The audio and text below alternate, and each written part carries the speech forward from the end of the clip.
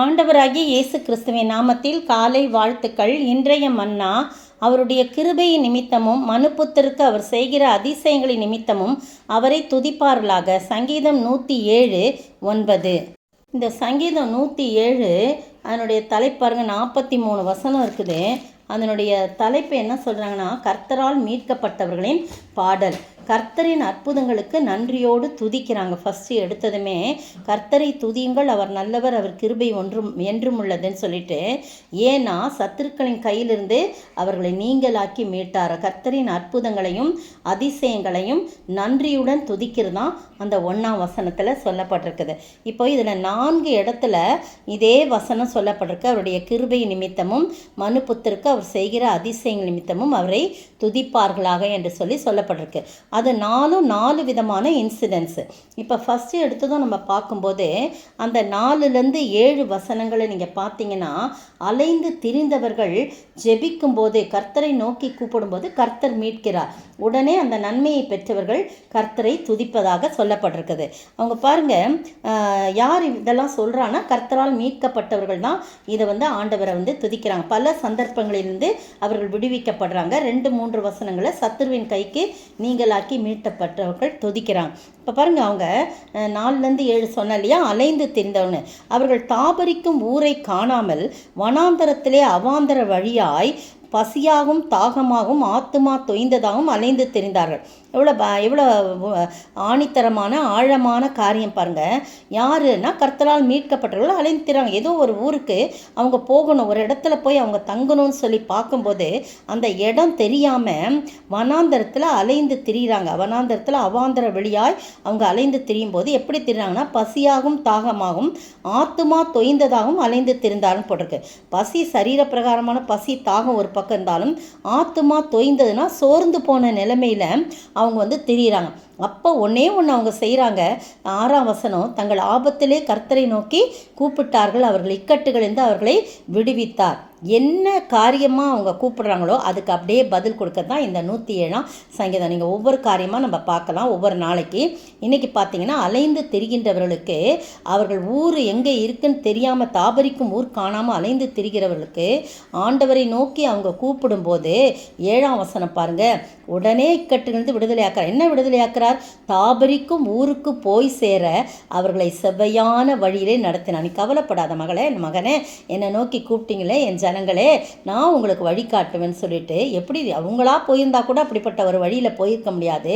அந்த ஊருக்கு போய் சேர வனாந்தரமான வழியிலே போய்கொண்டிருந்த அவங்களை, அலைந்து திரிந்த அவர்களை செவ்வையான வழியிலே நடத்தினார் என்று போடப்பட்டிருக்கு. அது மட்டும் இல்லை, தவனமுள்ள ஆத்துமாவை, தாகமுள்ள ஆத்துமாவை, தாகம் இருக்குது இப்போ, சரீர தாகம் ஒன்று, ஆத்தும தாகம், தகனமுள்ள ஆத்துமாவை கர்த்தர் திருப்தியாக்கி பசியுள்ள ஆத்துமாவை நன்மையினால் நிரப்புகிறார் என்று பார்த்தீங்களா? இதை எண்ணி இந்த ஜனங்கள் என்ன செய்கிறாங்க, அவருடைய கிருபை நிமித்தமும் மனுப்புத்திற்கு அவர் செய்கிற அதிசயங்கள் நிமித்தமும் அவரை துதிப்பார்களாக என்று சொல்லப்பட்டிருக்கு. 4-9 வசனங்கள் ஒரு அதிசயமான காரியங்கள். நாளைக்கு இன்னொரு அதிசயமான காரியத்தை பார்க்கலாம். எப்போவுமே நம்ம கர்த்தரை துதிக்கணும்.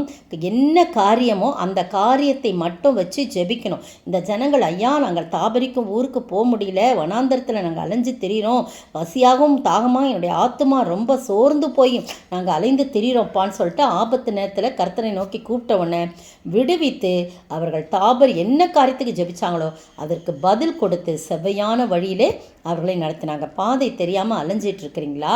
கர்த்தர் இந்த நாளில் உங்களுக்கு அருமையான வழியை அவர் காட்டுவார். எந்த பாதை, எந்த வழியை நான் தெரிந்து கொள்வது எனக்கு தெரியவில்லை, எல்லா பாதைகளும் அடைப்பட்டிருக்கிறதே, நான் எப்படி போவேன், பாதையெல்லாம் வனாந்தரமான சூழ்நிலையாக இருக்கிறதே, கரடுமுரடாய் இருக்கிறதே, கோணலாய் காணப்படுகிறதே, நான் எப்படி போவேன் என்று சொல்லி கலங்கி தவிக்கிறீர்களா? இந்த காலை வேளையிலே செவ்வையான பாதையிலே உங்களை நடத்தும்படியாக ஆண்டவர் கடந்து வந்திருக்க. அந்த ஆண்டவரை நோக்கி பார்ப்போமா? ஜெபிப்போம்.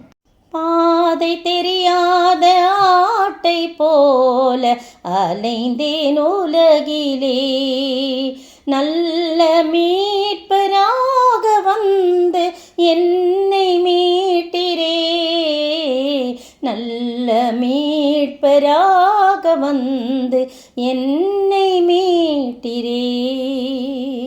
கலங்கினே நீர் என்னை கண்டீர், பதறினே நீர் என்னை பார்த்தீர், கர்த்தாவே உம்மண்டை வந்தே, என் பாவம் தீர நான் அழுதே. நான் பாதை தெரியாத ஆட்டை போல அலைந்தேன் உலகிலே. ஸ்தோத்திரிக்கிற ஆண்டவரே, துதிக்கிற ராஜா, அலைந்த உலகிலே நீர் எனக்கு செவ்வையான பாதையை காட்டி நான் எந்த இடத்துக்கு போய் சேரணுமோ அங்கு நடத்தினீர் ஆண்டவரே.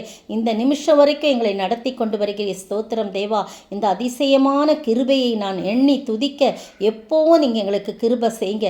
நீங்கள் மனுப்புத்தருக்கு செய்த உம்முடைய அதிசயத்து நிமித்தம், உம்முடைய கிருபை நிமித்தம் உம்மை துதிக்கிற ஆண்டவரே. அப்படிப்பட்ட கிருபைகளை எங்கள் ஒவ்வொருவருக்கும் தந்து ஆசீர்வதிக்க வேண்டும் என்று கர்த்தரும் மீட்பரும் ராஜாவுமாகிய இயேசு கிறிஸ்துவின் விலையேறப்பட்ட நாமத்தில் ஜெபிக்கிறேன் பிதாவே, ஆமேன்.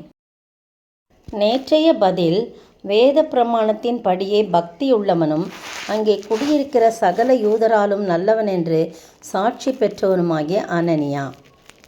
அப்போஸ்தலர் 22:12. இன்றைய கேள்வி, யார் யாரை வாயில் அடியுங்கள் என்று கட்டளையிட்டது? யார் யாரை வாயில் அடியுங்கள் என்று கட்டளையிட்டான்?